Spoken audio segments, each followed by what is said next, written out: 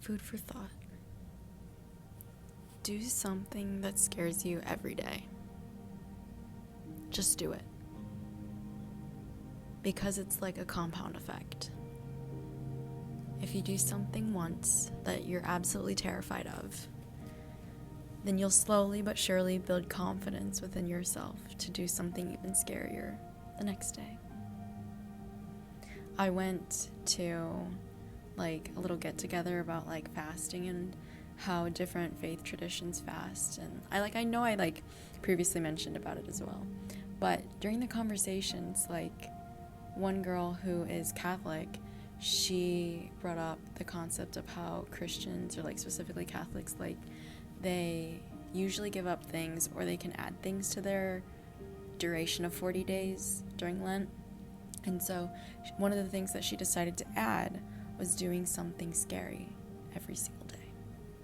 And one time she said that she spoke up during class about a really controversial topic, and I was like, how did it go? And she was like, it was good, nothing bad happened, it was just a conversation. And that just goes to show that you can do something scary, and that's something completely out of your wheelhouse, and you are still fine.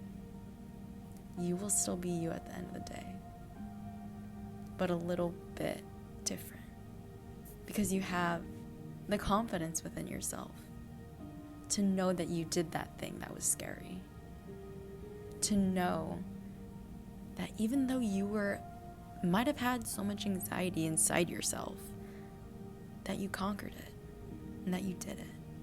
And having that small win could set you up for the future, something that's small, and doing it over and over and over again builds self-confidence. I don't know, when I was trying to become more social and more outgoing, I literally just started saying hi to people. I was like, hey, good morning, how are you? Or have a good day. Or just simply a small little smile. Because as you have an external action towards someone else that you're not comfortable doing, you get comfortable doing it. I had a coach, and she really emphasized the intention of be comfortable with being uncomfortable. And it was oh my gosh. And I remember during that season, during one of the practices, we were doing something so hard. And literally, there's only 4 of us at this practice. And by the end of it, all of us were wanting to cry. By the end of it, it was that hard. But during hard practices that I do now, I'm I literally did that one set back in junior year or summer. It was a double. And it was I literally just remember it was on a Wednesday because it was just that bad.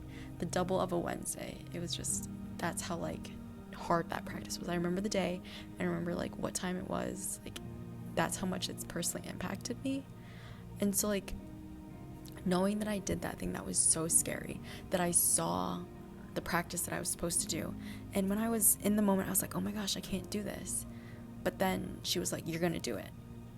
And I felt pain, but I was comfortable in that moment of being in pain, And so just doing, that was a physical example, and then I gave another verbal example. But it doesn't have to be something that extreme of something that was physical, Maybe not all of us are athletes or do sports or did sports or are active that way. And maybe it might not even have to be something social like that. Maybe it could just be opening the door for somebody, or just acknowledging someone's presence, or even driving a car. Sometimes people have really bad fears of driving a car. And it's what if you just did it? The first day is always, I feel the first day is the easiest day because it's one down, but then doing it again and again and again is where the toughness comes in. And that's when you have to be mentally tough. Not to say every single successful, socially successful person is mentally tough, but most are. And if you want to be socially acceptable, or socially successful, not acceptable, successful, you're going to have to sometimes have the grit and have the endurance to do something that is scary. Because I heard this one TikTok guy, or he interviews really famous people, and is like, hey, is this your G-Wagon? That's how, it's like the School of Hard Rocks or something, I don't know, but it's this dude, and he's like, I don't know, it was just basically the entrepreneur was like, I had 10 businesses that all failed before I got my first one, before I got my first successful business. You cannot tell me that starting the first company was not terrifying, and the 8th one wasn't terrifying, and the 9th one wasn't terrifying. And imagine he didn't even start the 11th company after all his 10 fails. But that confidence had to start with somewhere. That confidence had to begin at square one. And you and I are at that square one. We are going to be doing this together. And that when you don't want to do something scary and I don't want to do something scary, we're going to do it together. Because it's a lot easier when two people can do it instead of you feeling alone. Because that's what I'm trying to implement, is doing something scary every single day. Because I think that is probably the coolest yet scariest thing ever. And so yesterday I was at the gym and I walked out and I saw a girl with really cute red shorts on. I like red on other people, but I do not like red. But I thought those red shorts were really cute on her. And so I was like, hey, she just got done doing her bench. And I was like, hey, I think your red shorts are really cute. She's like, oh, you're too sweet. And it's if I wouldn't have started saying hi or good morning or how are you or have a good day to the people back in January, I would have never had the guts to do that and say that to her, And you never know how your actions impact other people, because they do. And your small actions of giving do make an impact, whether you know it or not. And that's why you need to begin today to do something scary every single day. Maybe if you're comfortable saying hi to someone, maybe become uncomfortable in starting a conversation about their weekend or what their weekend plans are. Because, I don't know, I think his name's Chris, and he was interviewing a really good public speaker, and that's what he's known for. And he's from Australia, and that's not even his first language.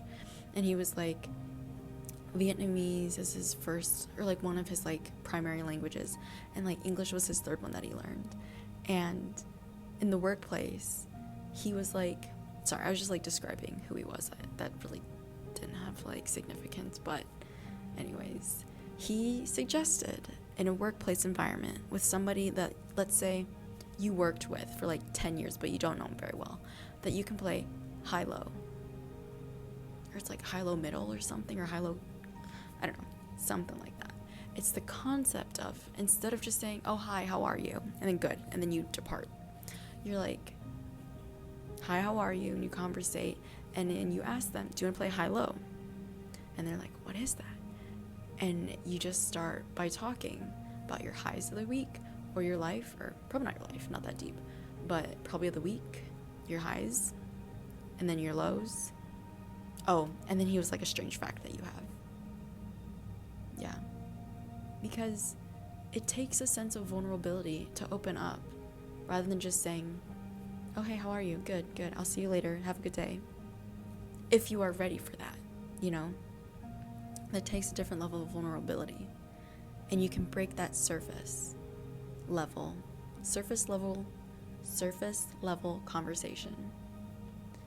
Because you can talk about your highs of the week, the good points, and then you can talk about maybe, depending upon how comfortable you are with that person, a low that you had, and then just a random fact that they probably don't know about you, And so just being able to step out of your comfort zone and trying something super small will compound. It genuinely will. I literally have lived that experience of starting real small and then slowly branching up and having full-on conversations with strangers and then people in my class and then asking them to go to get lunch, you know? I would have never done that in January. And it's almost been like 4 months of just being more social. And I feel like I've changed so much as a person for the better. And it all started by doing something that absolutely terrified me.